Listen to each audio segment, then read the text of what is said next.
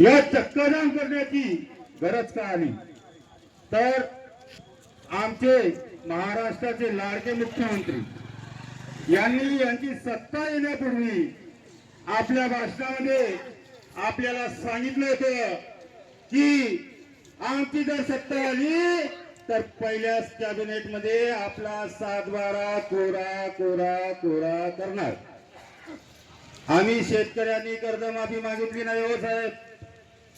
आमच्या शेतकऱ्यांना जर तुम्ही मालाला भाव दिला असता ना तर तुमच्या सरकारला आम्ही कर्ज दिलं असतं, आम्हाला कर्जमाफीची गरज नसती. पण तुम्ही म्हटलं होतं की आमचा 7/12 कोरा कोरा कोरा करणार.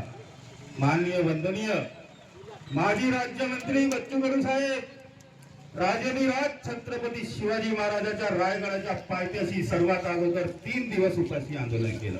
कोणासाठी? माझ्या ज्यांना हात नाही, पाय नाही, ज्यांना बोलता येत नाही, चालता येत नाही, अशा दिव्यांग बांधवांसाठी 6,000 रुपये महिना, 6,000 रुपये महिना या सरकारनं दिला पाहिजे. आणि माझ्या शेतकऱ्याची कर्जमाफी ही झाली पाहिजे. मला सांगा, त्याच्यानंतर आम्ही प्रत्येक आमदारांच्या घरावर टेंबा आंदोलन घेऊन गेलो. काय घेऊन गेलो? प्रत्येक आमदारांच्या घरावर टेंबा आंदोलन घेऊन गेलो की शेतकऱ्यांची कर्जमाफी झाली पाहिजे म्हणून. तरी सरकारला जाग नाही आली.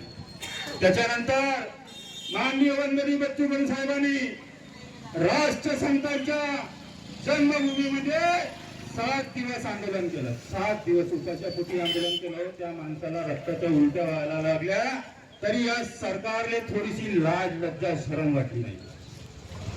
त्याच्यानंतर